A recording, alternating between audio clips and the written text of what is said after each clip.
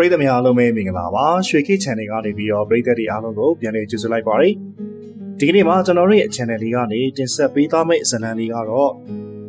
စာရေးသူဆရာကြီးကမင်းရေးသားထားတဲ့မြေအောင်ဖုတ်တစီဆိုတဲ့ဇာတ်လမ်းလေးပဲဖြစ်ပါတယ်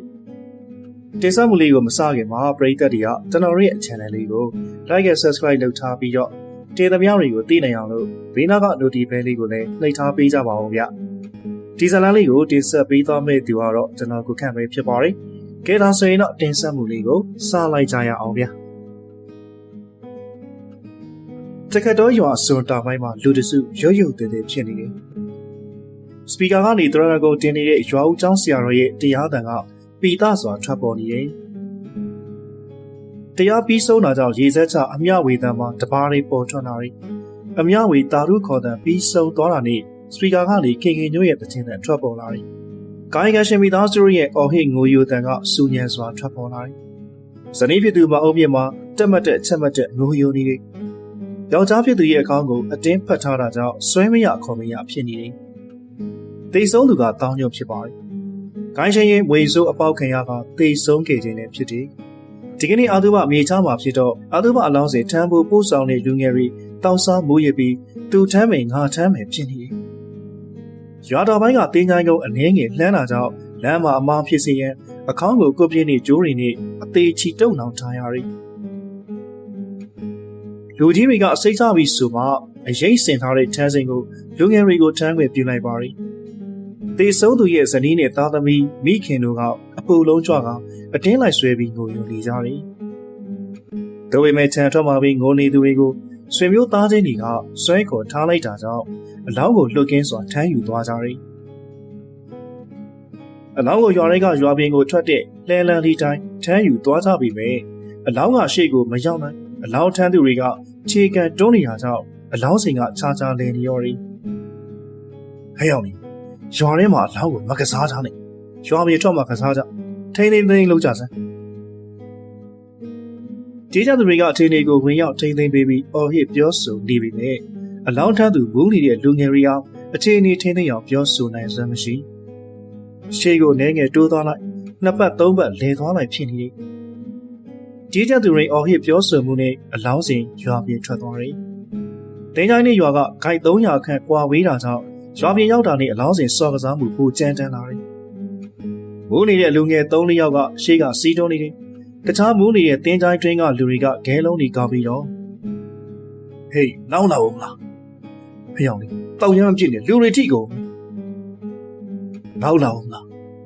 မလာတော့ဘူးကွာမလာတော့ဘူးတင်းချိုင်းကုန်းကိုကြိုရောက်နေသူတွေကျင်းတိုးနေသူတွေကဂဲလုံးတေးသေးလေးတွေကိုကောက်ကောက်အလောင်းစိန်ကိုလှမ်းပြီးပေါက်ကြတယ်တချို့ဂဲလုံးတွေကလူကိုထိမှန်တယ်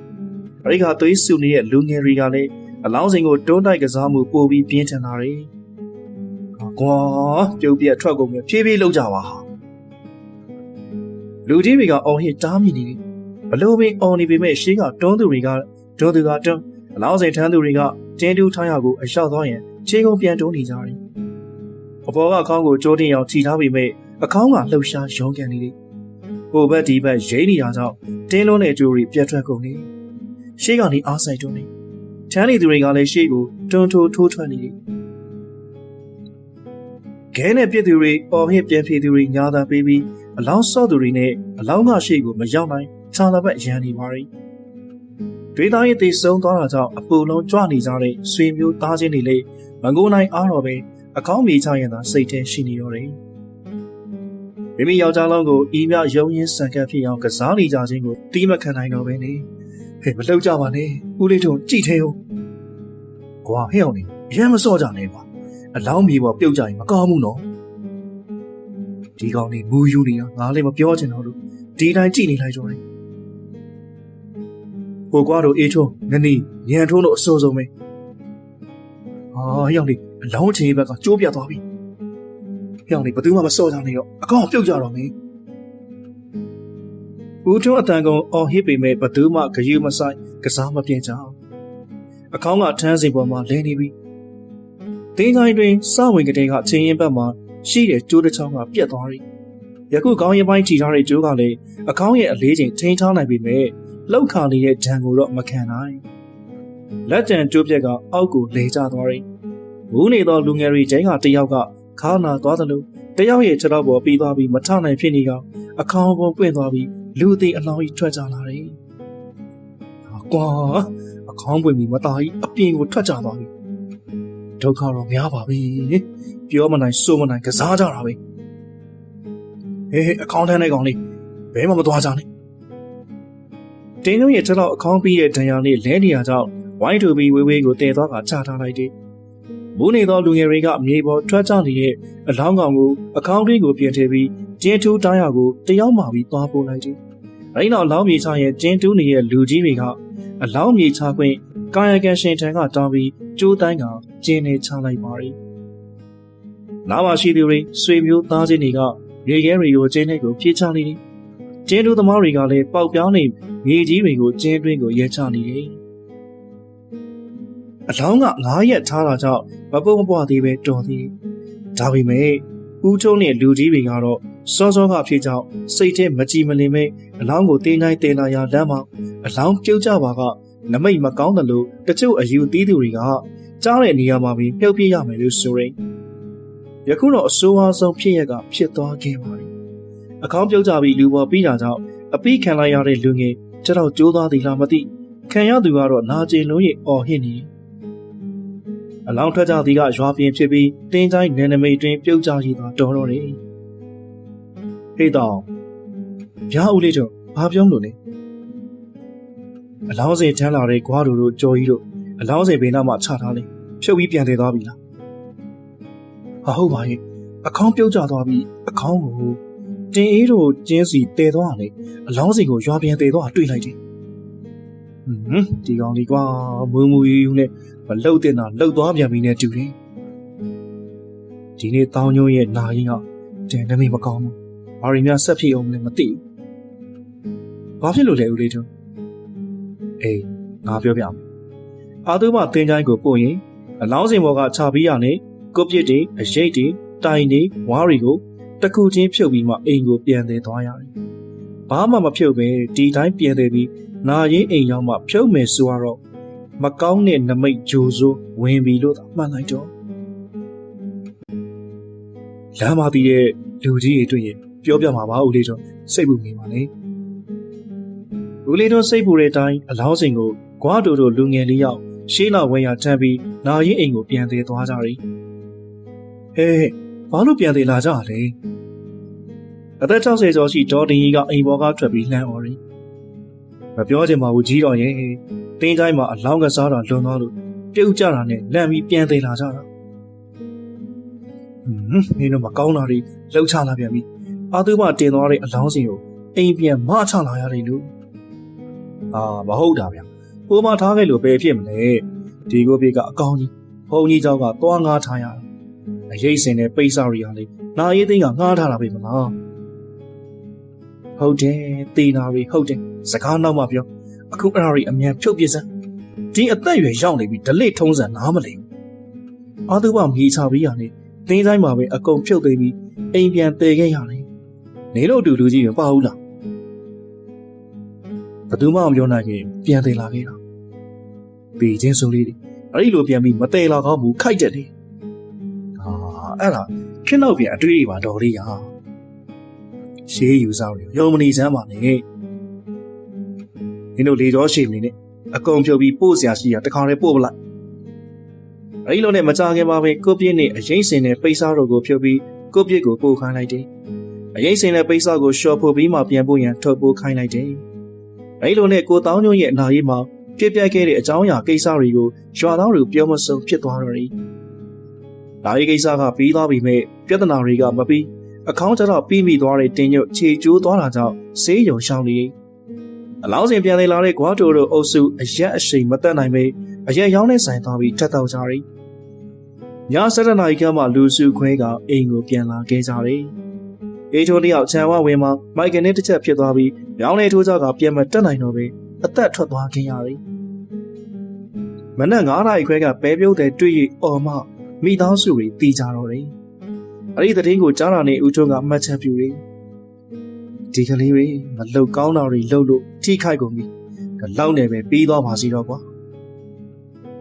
အဖေဘာရင်ပြောနေရလဲ ဦးထွန်းရဲ့သမီးကဖားငယ်ဖြစ်သူပြစ်တောက်ပြောနေတန်ကိုကြားရင်မေးလိုက်တယ်မနေ့ကကိုတောင်းညိုအာသူဘချာရင်နဲ့အလောင်းစင်ပေါ်ကအခေါင်းပြုတ်ကျခဲ့တာရင်အလောင်းတင်တဲ့စင်ကိုမဖြုတ်မသိမ်းပဲအိမ်ပြန်ယူလာတဲ့ကောင်လေးတွေကတယောက်ကတော့အန်ဒီရဲ့ကြုံတော့မယ်လို့ထင်တာလားအခုလူတွေရဲ့အထိဖြစ်သွားပြီမနေ့ကတည်းကဒီအကြောင်းကြီးရွာထဲမှာရွှရွှရုပ်ဖြစ်နေတာမကြောက်ဘူးလားခိုက်တက်တယ်လို့ပြောနေကြတာကြားတယ်ဒီလောက်မမြင်ဖြစ်လိမ့်မယ်လို့မထင်ဘူးအေးအဖေလည်းဒီလောက်နဲ့ပဲပြီးပြတ်သွားပါစေလို့ဆုတောင်းနေတာဦးထွန်းရဲ့ဆုတောင်းမပြေခဲ့ပါအေးထိုးသေးပြီးနှမ်းမြောက်မှာညမောင်တာနဲ့ရွာထဲမှာခွေးတစီနဲ့ဖြစ်နေတယ်လူကြီးတိတ်လာနေရွာထဲမှာမဲကောင်ကြီးတကောင်ရှောက်သွားနေရလို့ပြောကြတယ်ခွေးဦးတန်ကရွာတင်းချိုင်းဆက်ကစအုပ်ပြီးရွာတွေကိုတဖြည်းဖြည်းဆူညံစွာဦးတန်ဆက်လာတယ်ခွေးကောင်ရောခွေးဝဲစားမှမကျန်ရွာလန်းတိုင်းရှင်းတော့ဝဲရဦးနေရောတယ်မကောင်းဆိုးဝါကောင်ရွာလန်းတစ်လျှောက်ရှောက်သွားနေပုံရှားပါတယ်နောက်နေ့မနေ့ရောက်တော့ရွာမြောက်ပိုင်းဒေါ်ထွေးတင်နွားကြီးတကောင်ဘိုက်ပွင့်ပြီးတီးနေရဟူတဲ့သတင်းစကားကြားရပြန်တယ်နွားကြီးရဲ့ဘိုက်တွင်ကလီစားတွေမရှိတော့လို့ဆိုရင်မနက်လင်းတော့ရွာတောင်ပိုင်းကသတင်းတိုးတိုးတန်ကြားလိုက်ရတယ်ပဲပြုတ်တဲ့မတ်တင်လာတယောက်မနက်3 နာရီခန့်ပဲပြုတ်ရန်ရေကပြင်းမှာထိုင်ပြီးပဲဆင်းနေစဉ်ချံပေးကက်လျက်လမ်းပေါ်မှာလူတယောက်လမ်းလျှောက်နေတာကိုတွေ့တာကြောင့်တေးချစွာစိုက်ကြည့်လိုက်တယ်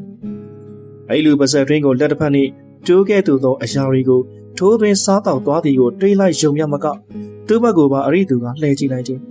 ဒီအခါအရိသူရဲ့မျက်လုံးနှလုံးကရဲနေတာကိုတွေးလိုက်တာကြောင့်တရေအချောက်ခံရပြီလို့သိတာမျက်ဖြူကြီးလန်ကောင်အတန်ကိုအော်ဟစ်ပြီးတာနဲ့ရေကပြင်းပါပင်မတ်တင်လာခေါ်မရမေးမရတတိလက်သွားပါတော့တယ်ခင်ပွန်းဖြစ်သူကိုကြီးကအိမ်ပေါ်ပွေ့တင်ပြီးအိမ်ကြီးချင်းတွေကိုခေါ်ကောင်တတိယအောင်ပြုစုပေးမယ်လေမနက်9 နာရီခန့်ရောက်မှတတိယလာခဲ့ပါရီဆွေမျိုးသားချင်းတွေနဲ့အိမ်နီးနားချင်းတွေလည်းတီးကျင်စိမ့်နဲ့တည်င်းလာမိကြတယ်ဟဲ့မိတင်လားဘာဖြစ်လို့လဲဘာတွေ့လို့လဲမတင်လာရဲ့အမကြီးကမီးမနက်3 နာရီလောက်ပဲပြုံမလို့စတော်ပဲဖောက်ထားတဲ့တောင်းလေးကရေစလုံးနဲ့ထဲ့စိမ့်နေလို့ချံဘေးလန်းကလူတယောက်လမ်းလျှောက်လာတာတွေ့လို့စိုက်ကြည့်လိုက်မိသူဘာတွေစားလာလဲမသိဘူးငါ့ကိုကြည့်လိုက်တဲ့မျက်လုံးကရဲနေရပဲလာစုပ်8 ရက်ဆိုတော့တချမ်းပဲလာကလည်းထွက်နေပြီမလားသူစားနေတဲ့အရာလေးငါအမြင်မှာရဲနေတယ်သွေးတွေပေးနေတယ်လို့ပဲသူ့မျက်လုံးရဲကြီးကိုမြင်ပြီးတိတ်ကနေလန်ပြီးထအောင်လိုက်တာလူပါခွေကြပြီးမိလဲသွားတာမတ်တင်လာတို့ချန်ကတောင်းကြံဖြစ်တာကြောင့်လမ်းနေဘေးချင်းကက်လျက်ရှိနေပါရီညီးတွေးတဲ့ရဲနေတဲ့အရာတွေဟာဒေါ်ထွေးတင်ရဲ့ငွားဝမ်းတွေကက်လီဆောင်တွေဖြစ်မယ်ဒါဆိုကျမတွေ့လိုက်တာတရေပေါ့အခုညပိုင်းခွေးတွေတရွာလုံးအနှံ့ဥနေတာတို့တော့တရေတကောင်ကောင်ကိုမင်းလို့ဥတာထင်းနေတာအခုဒေါ်ထွေးတင်နွားကြီးဘိုက်ပွင့်ပြီးဥရိမရှိပဲသေးနေတာမတင်လာလေအိမ်ဘေးကညာကြီးတက်ကောင်ရှောက်သွားတဲ့လူဟာတရေလားလူလားအထင်လွဲစရာမလိုတော့တရေဆိုတာတီးကြသွားပြီညဘက်ကအစားစားအရာတတိထားနေကြပေါ့အကြောင်းကိစ္စမရှိပဲညဘက်ရွာတွေမသွားဘူးလေတုံနဲ့သူတတိပေးကြဟုတ်ကဲ့ဦးလေးတခါတော့ရွာလေးမှာရိရပိုင်းမှာစာပြီးမနံမုံလေးနာနေနွားတော့မဟုတ်ကျွဲတကောင်ပိုင်ဟောင်းလောက်ပွင့်ပြီးတည်နေတာကိုကြုံတွေ့နိုင်ရတယ်နောက်ရရောက်တာနဲ့ရေမြောင်းနဲ့ကြားတည်နေတဲ့အေးထုံလောင်9 ရက်ပြည့်ပြီးနေချရပြီဦးကြီးရွာကလူငယ်ကာလာသားလေးတွေအာသူမတင်ချိုင်ပိုးတဲ့နေ့ကအတောက်စားမရှိအတိတရားရကအေးချမ်းနဲ့ကိစ္စပြီးသွားခဲ့ပါရီအေးချမ်းနဲ့မပြီးတဲ့ຢာကတော့လက်တယ်မပေါ်တဲ့ညဘက်မှာကျွဲနွားတရိတ်ဆန်တွေကိုတက်တဲ့တရက်ခံမိဖြစ်ပါရီရွာသားတွေလည်းညဘက်ရောက်တာနဲ့မိမိတို့ကျွဲနွားတွေကိုဂရုတစိုက်စောင့်ရှောက်နေတဲ့ကြားကနေတရက်တကောင်လုံးတီးဆုံးနေရောတယ်တရိတ်ဆန်တွေကုံသွားပါကလူတွေကိုအန်တီရဲ့ပြုလာမှစိုးရင်ပြီးညဘက်အိမ်တွေမပြောနိုင်ကြီးလန့်စာစားနေရတယ်လို့ဖြစ်နေကြပါရီဦးလေးမောင်နဲ့ဦးစံတို့နှစ်ယောက်ညဘက်လေကျွတ်ပန်းရဲ့ရွာပင်ကိုထွက်လာခဲ့ကြရီလူတွေတရေเจ้าရဲ့အပြင်မထွက်တာကြောင့်ကြွက်ပန်းရမှာအပြိုင်လိုမရှိလွတ်လပ်စွာဖမ်းနိုင်တော့မယ့်ကြံနဲ့ထွက်လာကြခြင်းလည်းဖြစ်တယ်သူတို့နှစ်ယောက်ကတရေနေကြုံမှုချင်းမရှိတဲ့အတွက်တရေเจ้าရမှန်းမသိယခုသူတို့ကြွက်ပန်းရဲ့ထွက်လာတဲ့နေရာကလည်းလေကွင်းနဲ့တင်းချိုင်းအဆက်နေရာဖြစ်နေပါရီတင်းချိုင်းနဲ့လေကွင်းကအဆက်နေတဲ့အတွက်အဲဒီဆက်နေရာတွေမှာကြွက်တွင်းတွေများစွာရှိတယ် အဲ့ဒီနေရာကိုရွာသားတော်တော်များများတရင်ကြောက်တာကြောင့်ကြွက်ဖန်းရန်ရောက်မှလာပြီသူတို့နှစ်ယောက်ကတော့ကြောက်လက်မရှိဓမီတယောက်တစ်လက်ပလိုင်းကိုစီလွယ်ပြီးကြွက်ဖန်းရန်ကရိကရအပြည့်စုံနဲ့တင်းချိုင်းဆက်ကိုရောက်လာတယ်သူတို့နှစ်ယောက်ကကြွက်ဖန်းဝိဇ္ဇာတွေဖြစ်တယ်စပားရည်သိမ်းပြီးတိုင်းညရောက်တာနဲ့ကြွက်ထိုးထွက်ကြတယ်လာဘီကလေးရဲ့ရက်တွေတော့မထွက်လာမရက်ဆိုသူတို့တွက်ချီကြိုက်တယ်ကြွက်တွင်းလေးဝါလက်ပြားစီးကိုလှုပ်ခါပေးတယ်ဝါကြောကိုပပလေးတက်ထားတဲ့နှီးပြားတွေဖြစ်တယ်ဝါစီကိုလှုပ်ခါပေးရင်ဘိုးပလန်ကောင်လေးတွေတဝီဝီနဲ့အော်တန်ထွက်သည်နဲ့အဲ့ဒီလိုထင်မှတ်ပြီးဘိုးပလန်ဖန်းစားရင်တွင်းဝကိုကြွက်တီထွက်လာတော့တယ်အဲ့ဒီခါတမီလင်းအောင်နေကြွက်ကိုတဲတဲ့ထိုးလိုက်ပါကမျက်လုံးကြောင်ပြီးကြွက်ရှိမတိုးနောက်မဆုပ်ဖြစ်နေတဲ့ချင်းလက်ထဲကမိန်စုနဲ့တစ်ချက်တည်းမလွတ်တန်ထိုးလိုက်တော့တယ်သူတို့လက်ကကြွက်တီတခါမှလွတ်ဖူးတယ်မရှိအခုသူတို့နှစ်ယောက်တင်းချိုင်းဆန်တာကိုတမီမတိုးပဲရှောင်းလာကြတယ်လာဆုံးရမှုကောင်းငင်မှာလာရောင်မရှိကျယ်လေးတွေကိုအလင်းရောင်ကြောင့်ခက်လန်းလန်းထိရေးရင်းနေတော့မြင်ရတယ်စမောင်းရီကလည်းရေသိမ်းချွေးလေးပြီးပြီမို့အောက်ခြေကရှင်းနေတယ်ဟင်ကိုစံဘာဖြစ်လို့လဲဟိုရှိကိုကြည့်လာဟာမတွေ့ဘူးထိုင်လိုက်ရှူတူသူတို့နှစ်ယောက်ကတိဆန်သားကမိချောင်းကွန်းဘက်ခြုံပုတ်တေးသေးတွေနာကိုကပ်ပြီးထိုင်လိုက်တယ်ဘာလို့လဲဟိုရှိနောက်သိချာကြည့်ဟာဟုတ်တယ်မြေချင်းနဲ့အလောင်းကောင်ကြီးထလာနေပါလားအဲ့ဒါပြီးခဲ့တဲ့တစ်ပတ်ကမြေမြုပ်ထားခဲ့တဲ့တောင်းကျုံရဲ့မြေပုံပဲအဲ့ဒီအာသူဘချာတော့ကကျုပ်လည်းလိုက်ပို့သေးဟိုရှိနာမှာအလောင်းမြေပေါ်ပြုတ်ကြတာဟာတကောလုံးပေါ်တက်လာပြီဘယ်လိုလုပ်လဲကျုပ်တို့ဗမာလာမှာလားလေခွင်းနေတော့မလာပါဘူးရွာဘက်ကိုပဲသွားမယ်တင်နေဟုတ်တယ်ဒီမှာသားကြီးရွာဘက်ကိုထွက်သွားပြီရွာထဲမှာညခွေးတစီစီနဲ့ရှောက်သွားပြီးကျွဲရီနွားရီဘိုက်ပေါက်စားနေတာဒီကောင်ပဲဖြစ်မယ်ဒရိဆန်ဒီကုန်းသွားရင်လူတွေကမှဒုက္ခပေးလိမ့်မယ်လာကြော်ဖန်တော့ဖြစ်တော့လေခွင်းတွေကကြော်တင်းတို့တဲသွားပြီးအိတ်ကြမယ်မနမရွာကိုပြန်ပြီးတတိပေးရမယ်ဟုတ်တယ်ဒီချိန်ရွာလေးပြန်လို့ဖြစ်ဘူးဒီကောင်ကြီးတိုးနေလိမ့်မယ်တော်သေးရဲ့တွေးလိုက်လို့မတွေ့ရင်ကျုပ်တို့များဒုက္ခပေးဦးလားမသိဘူးတွေးလို့ကတော့ဒုက္ခပေးနိုင်တာပေါ့ဒါနဲ့သူထွက်လာတဲ့တွင်းကိုသွားကြည့်ကြရင်ကောင်းမလားခဏကြည့်ရလားဟာမကြည့်ရပါဘူးကွာတို့ကြောင့်တခြားမြုပ်ထားတဲ့အကောင်ကြီးပါထွက်လာရင်မလွယ်ဘူးအဲ့လိုနဲ့နှစ်ယောက်သားလယ်ခွင်းထဲမှာတဲထိုးပြီးနေထိုင်တဲ့သူတို့မိတ်ဆွေဦးကျော်တင်တဲကိုနှစ်ယောက်သားထွက်ခဲ့ကြပါရီပယောဂကြောင့်နာနာဘဝကြောင့်နားလေတက်ကျွမ်းနေဆရာကစခတ်တော်ရမှာမရှိသူတို့ရနဲ့မနီမဝေထမ်းမေစုရမှာဆရာဦးအောင်မော်ရှိရဆိုပြီးမနဲ့စောစောလဲလေးစီးနဲ့ဆရာပင်ကြရီမနက်9 နာရီခန့်ဆရာကြီးနဲ့တူရွာသားတို့ပြန်လာကြတယ်။ဦးအောင်မော်ရွာကိုရောက်လာတာနဲ့အကျိုးအကြောင်းကိုပြောပြကြတယ်။ဆရာကြီးကရွာသားတို့ပြောစကားကိုနားထောင်ပြီးရနေ။အဲ့ဒါမြေရောဖုတ်ကောင်းပြီ။အာသူဘမြေပေါ်ပြုတ်ကြပြီ။ပြန်ကောက်ထက်လိုက်ကြတဲ့ရောက်။တောင်းညွရဲ့ဝိညာဉ်ပေါ်ပဲတင်းတိုင်းနဲ့ရောက်နာနာဘဝတကောင်ကဝင်ရောက်ပူကန်လိုက်တယ်။ဝိညာဉ်ကပြန်မထလာခင်မြေမြုပ်လိုက်တဲ့အတွက်မြေအောက်ကိုတစီကောင်ရှောက်သွားတာပေါ့။ညဘက်အစာရှာတဲ့ချိန်လေးရှောက်ရောမြေထဲကထွက်လာပြီးရွာကိုသွားကျွဲနွားတရိတ်ဆန်တွေကိုတက်ဖြတ်စားနေတာပေါ့သူအစာဝါနဲ့တင်းတိုင်းနဲ့ပြန်လာပြီးသူခိုကက်နေတဲ့အလောင်းကောင်စီမှာပြန်နေတာပေါ့ညရောက်တာနဲ့အခေါင်းလေးကပြန်ထွက်ပြီးရွာထဲဝင်အစာရှာစားအောင်ပါပဲဒီလိုနဲ့ညစဉ်စားရင်အားရင်ပြေးလာပြီးတရိတ်ဆန်တွေလည်းကုန်ရောလူတွေကိုတတ်စားပါပဲဒီမြေရောဖုတ်တဲ့စီကိုတက်ပြလို့မရဘူးလားဆရာကြီးဟာရတာပေါ့ဒီကောင်လေးကညမှထွက်တာနေ့ဆိုအခေါင်းလေးပြန်အိတ်နေတာပေါ့နေမဝင်ခင်ဆရာပေးရဲ့အစီအပြီးလုံးပါမယ်ဟုတ်ကဲ့ပြောပါဆရာကြီးအခေါင်းကိုအပြေပြန်ဖော်ယူရမယ်အခေါင်းပေါ်ရောက်ရင်အစီရင်ပြူထားတဲ့တန်လေးရိုက်အားလုံးရိုက်ပြီးရနေအသင့်ပြင်ဆင်ထားတဲ့မီးပေါ်အခေါင်းတင်ပြီးမီးတကြိုလိုက်ဒါဆိုအခေါင်းမှာခိုးတွယ်ကန့်နေတဲ့ဖုတ်တစီလေးထွက်သွားပြီပေါ့ကျွန်တော်တို့ရမဆိုင်မဲဒီကိစ္စကိုအမြန်လုပ်ပြချင်တယ်ဆရာကြီးကူညီပေးပါလားအေးကူညီပေးရတာပေါ့နှစ်လမှတန်30တောင်ဖျောင်းနိုင်ကြီး3နိုင်သွားဝင်လာပြီဟုတ်ကဲ့ဆရာကြီးကျွန်တော်ခုပဲသွားဝယ်ခဲ့ပါမယ်မကြောင်ရင်တန်နဲ့ဖျောင်းနိုင်ဝဲတဲ့လူငယ်လေးပြန်ရောက်လာတယ်ဆရာကြီးလည်းဖျောင်းနိုင်3နိုင်ကိုအေးဘူးစော်ပြီးခွဲတစ်ခုထဲမှာတန်နေထည့်ပြီးဆရာကြီးရဲ့ရှေ့မှာချထားတယ် ဘိုင်းတော်ဘုရားကိုရှိခိုးကပါဇက်ကလည်းတရားစာတွေဂါထာတွေကိုရွတ်ဆိုပွားများနေတယ်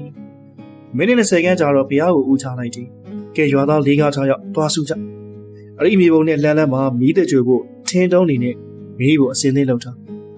အားလုံးပြီးပြီဆိုရင်မြေချင်းတွေကလောင်းကိုဖော်ပြီးကျင်းလက်ခန်းကိုမတင်လိုက်အပေါ်ရောက်တာနဲ့ဒီတန်တွေနဲ့ပတ်ပတ်နေလိုက်ရင်လိုက်တန်ရပြီးပြီဆိုတော့နဲ့မီးပေါ်တင်ပြီးအခေါင်းကိုရေနံစီလောင်းမီးရှို့ပြစ်လိုက်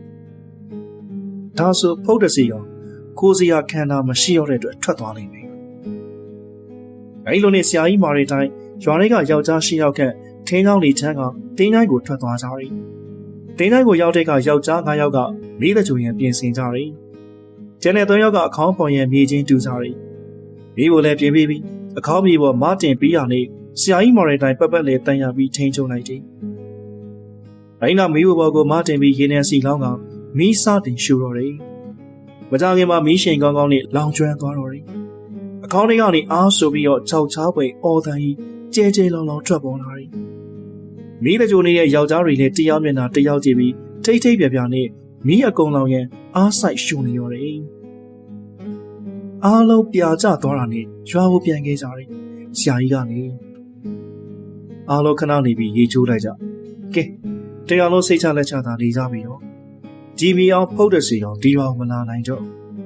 နောက်ကိုအာသူဘတင်ကြိုက်ပို့ရင်အလောင်းမတာကစလို့ကြီးရဲ့သူတွေကလည်းထိနေကြပါ